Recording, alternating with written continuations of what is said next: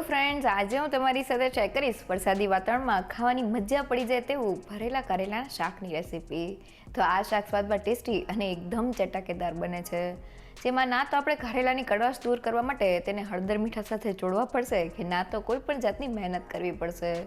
બસ અડધી વાટકી ચણાનો લોટ અને રેગ્યુલર મસાલા સાથે આપણે એક લસણીયો મસાલો તૈયાર કરશું અને તેને જ્યારે કારેલામાં ભરીને શાક બનાવશું ત્યારે તે સ્વાદમાં એટલું જબરજસ્ત બને છે કે તેને એકવાર ચોક્કસથી ટ્રાય કરવા જેવું છે. તો ચાલો રેસીપી શરૂ કરીએ. સૌથી પહેલાં શાકના મસાલામાં એડ કરવાની ચટણી બનાવવા મેં 7થી 8 કળી લસણી લીધેલી છે. લસણ એકદમ સારી રીતે ખંડાઈ જાય તેના માટે 1 પિંચ જેટલું મીઠું એડ કરી દઈએ, સાથે 1 ચમચી જેટલું જીરું અને મેં અહીંયા 1 મોટી ચમચી જેટલું લાલ મરચું પાવડર લીધેલું છે. હવે લસણને સારી રીતે ખાંડી લઈએ. તો મિક્સર જાર કરતાં આ રીતના ખાંડીને લસણની ચટણી બનાવવાથી તેની એકદમ સરસ ફ્લેવર આપણા શાકમાં આવે છે. તો બધી વસ્તુ ક્રશ થઈ ગઈ છે અને આપણી લસણની ચટણી તૈયાર થઈ ગઈ છે. અને હવે કારેલામાં ભરવાનો મસાલો બનાવવા મેં અડધી વાટકી જેટલો ચણાનો લોટ લીધેલો છે. લોટના આ માપથી નાની સાઈઝના 8 થી 9 નંગ જેટલા કારેલામાં આપણે મસાલો ભરી શકશું. હવે તેમાં વાટેલી લસણની ચટણી એડ કરી દઈએ, સાથે મસાલામાં અડધી ચમચી જેટલો હળદર પાવડર, સ્વાદ પ્રમાણે મીઠું અને મેં અહીંયા 2 મોટી ચમચી જેટલું ધાણા જીરું પાવડર લીધેલું છે. મસાલામાં ધાણા જીરુંનું પ્રમાણ થોડું વધારે હોય છે. હવે તેમાં 1 મોટી ચમચી જેટલું કશ્મીરી લાલ મરચું પાવડર એડ કરી દઈએ, સાથે 1 ચમચી જેટલો ગરમ મસાલા પાવડર અને મેં આ 2 મોટી ચમચી જેટલા સફેદ તલ લીધેલા છે, સાથે 1 ચમચી જેટલી લીલી વરિયાળી એડ કરી દઈએ. સાથે કારેલાની કડવાશને બેલેન્સ કરવા માટે મેં આ 1/4 કપ અને 4 મોટી ચમચી જેટલો ગોળ લીધેલો છે. તો મેં ગોળને થોડો ઝીણો સુધારી લીધેલો છે, જેથી તે મસાલામાં એકદમ સારી રીતે ભળી જાય. સાથે મસાલાને ચટપટો સ્વાદ દેવા માટે 1 મોટી ચમચી જેટલો લીંબુનો રસ અને મસાલામાં એકદમ સરસ બાઇન્ડિંગ આવે તેના માટે 2 મોટી ચમચી જેટલું તેલ એડ કરી દઈએ. અડધા કપ જેટલા કોથમીરના પાન એડ કરીને બધી જ વસ્તુને મિક્સ કરી લઈએ. તો બધી વસ્તુ મિક્સ થઈ ગઈ છે અને ગોળ એકદમ સારી રીતે મસાલામાં ભળી ગયો છે અને મસાલામાં આ રીતનું બાઇન્ડિંગ પણ આવી ગયું છે, જે એકદમ પરફેક્ટ છે. તો આપણો ચટપટો લસણીયો મસાલો તૈયાર થઈ ગયો છે. અહીંયા મસાલાને મેં ચણાના લોટ સાથે બનાવેલો છે. ચણાનો લોટ કારેલામાં રહેલી કડવાશને એબ્ઝોર્બ કરીને શાકને એકદમ ટેસ્ટી બનાવે છે. અહીંયા આપણે લોટને શેકવાનો નથી, કારણ કે જ્યારે આપણે તેને કારેલામાં ભરીને બાફશું ત્યારે લોટ એકદમ સારી રીતે કૂક થઈ જશે. સાથે મસાલામાં રેગ્યુલર મસાલા સાથે થોડો ચડિયાતો ગોળ અને લીંબુ એડ કરવાથી મસાલો સ્વાદમાં એકદમ ટેસ્ટી બને છે. અને હવે શાક માટે મેં વજનમાં 350 ગ્રામ જેટલા નાની સાઈઝના કારેલા લીધેલા છે. કારેલાના આ માપથી ઘરની 4 થી 5 વ્યક્તિને સર્વ થાય તેટલું શાક તૈયાર થશે. હવે એક કારેલાને લઈને સૌથી પહેલા તેના ડીટીયાના ભાગને કાઢી લઈએ. પીલરની મદદથી કારેલાની જાડી છાલને કાઢી લઈએ અને હવે છાલ નીકળી જાય પછી કારેલાને આ રીતના આડું રાખીને તેમાં વચ્ચે એક કાપો કરી લઈએ. અને હવે કારેલાને ખોલીને જોઈએ તો કારેલું તાજું હોવાથી તેમાં બિયા એકદમ કૂણા છે. તો તૈયાર કરેલા મસાલાને કારેલામાં ભરી લઈએ. તો મસાલો ભરતી વખતે આપણે તેને હાથેથી થોડો દબાવીને ભરવાનો છે.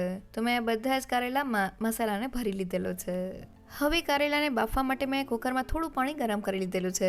સેન્ટરમાં એક કાંઠો રાખીને તેની ઉપર કાણાવાળી ડીશને રાખી દઈએ અને હવે તેની ઉપર ભરેલા કારેલાને ગોઠવી દઈએ. તો આપણે કારેલાને પાણીની વરાળે બાફવાના છે. તો બધા જ કારેલા મેં રાખી દીધેલા છે.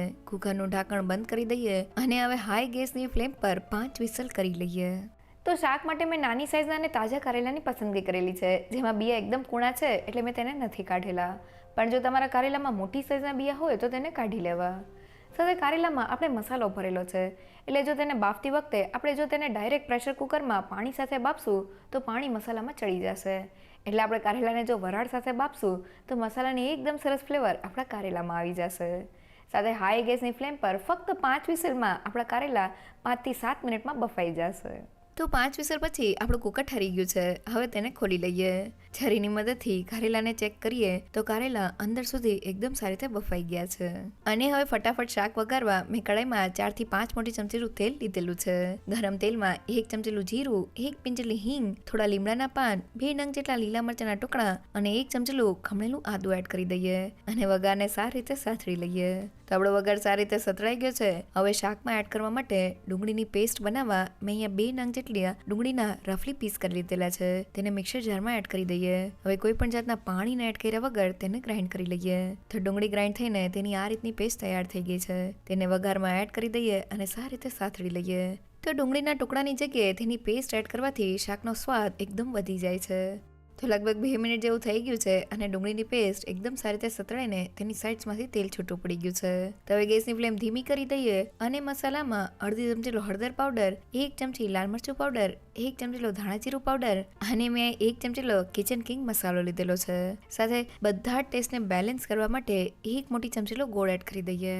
હવે થોડું પાણી એડ કરીને મસાલાને સારી રીતે સાતળી લઈએ. તો લગભગ 2 મિનિટ જેવું થઈ ગયું છે અને મસાલા એકદમ સારી રીતે સતળાઈને તેની સાઇડ્સમાંથી તેલ છૂટું પડી ગયું છે.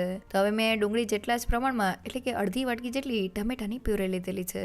સાથે ટમેટા ફટાફટ કૂક થઈ જાય તેના માટે સ્વાદ પ્રમાણે મીઠું એડ કરી દઈએ અને ગ્રેવીને સારી રીતે સાતળી લઈએ. તો લગભગ 2 મિનિટ જેવું થઈ ગયું છે અને ગ્રેવી એકદમ સારી રીતે સતળાઈ ગઈ છે. હવે આ સમયે કારેલા ભર્યા પછી વધેલા મસાલાને એડ કરી દઈએ અને તેને ગ્રેવી સાથે સારી રીતે સાતળી લઈએ. તો એ મસાલામાં આપણે કાચા ચણાના લોટનો ઉપયોગ કરેલો છે એટલે આપણે તેને સારી રીતે સાતળી લેવાનો છે જેથી લોટનો કાચો સ્વાદ વયો જાય. તો લગભગ 3 મિનિટ જેવું થઈ ગયું છે અને મસાલો ગ્રેવી સાથે સતળાઈ ગયો છે. તો હવે આ સમયે આપણા ભરેલા કારેલાને એડ કરી દઈએ અને ગ્રેવી સાથે સારી રીતે મિક્સ કરી લઈએ. અને હવે શાકનો રસો કરવા માટે ફક્ત અડધા કપ જેટલું ગરમ પાણી એડ કરી દઈએ અને તેને મિક્સ કરી લઈએ. ઠંડા પાણીની જગ્યાએ ગરમ પાણી એડ કરવાથી શાકની કુકિંગ પ્રોસેસ ચાલુ રહે છે. હવે ઢાંકણ બંધ કરીને શાકને ધીમા ગેસ પર 5 થી 7 મિનિટ માટે કૂક કરી લઈએ. તે લગભગ 5 મિનિટ જેવું થઈ ગયું છે. હવે ઢાંકણને ખોલી લઈએ. તો તમે જોઈ શકો છો કે એકદમ લટપટ ગ્રેવી સાથે આપણું ભરેલા કારેલાનું શાક બનીને તૈયાર થઈ ગયું છે. હવે તેની ઉપર 1 મોટી ચમચી લીંબુનો રસ અને થોડા કોથમીરના પાન સ્પ્રિંકલ કરી લઈએ અને તેને સારી રીતે મિક્સ કરી લઈએ. તો બધી વસ્તુ મિક્સ થઈ ગઈ છે અને આપણું શાક બનીને તૈયાર થઈ ગયું છે. ગેસની ફ્લેમ બંધ કરી દઈએ. તો આપણું એકદમ ચટાકેદાર ભરેલા કારેલાનું શાક બનીને તૈયાર થઈ ગયું છે, જેને બનાવવું એકદમ સહેલું. તો ખૂબ જ ઓછી મહેનતમાં આપણું ટેસ્ટી અને એકદમ ચટાકેદાર ભરેલા કરેલાનું શાક બનીને તૈયાર થઈ ગયું છે. શાક બનાવતી વખતે ગ્રેવીમાં ડુંગળીને ઝીણી સુધારવાની જગ્યાએ જો આપણે તેની પેસ્ટ એડ કરશું તો શાકનો સ્વાદ એકદમ વધી જાય છે.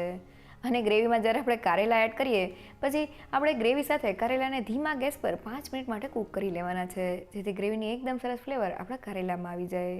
તો તૈયાર થયેલા શાકને રોટલી સાથે સર્વ કરી લઈએ.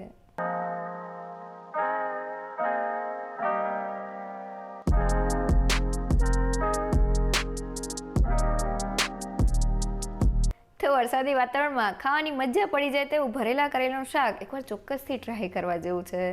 શાક બનાવતી વખતે બસ તમારે અમુક વાતનું ધ્યાન રાખવાનું છે. પહેલી એ કે ચણાના લોટમાં થોડા ચડિયાતા મસાલા એડ કરવાના છે અને રેગ્યુલર મસાલા સાથે થોડો ચડિયાતો ગોળ અને લીંબુ એડ કરવાથી મસાલો સ્વાદમાં એકદમ ટેસ્ટી બને છે.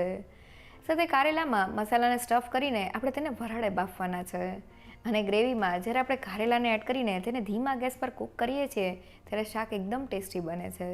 જો તમને મારી આજની રેસીપી ગમી હોય તો મને કમેન્ટ સેક્શનમાં જરૂરથી કહેજો. સાથે મારા વિડીયોને લાઇક અને ફ્રેન્ડ્સ અને ફેમિલીમાં શેર કરજો અને મારી ચેનલને સબસ્ક્રાઈબ કરવાનું ના ભૂલશો.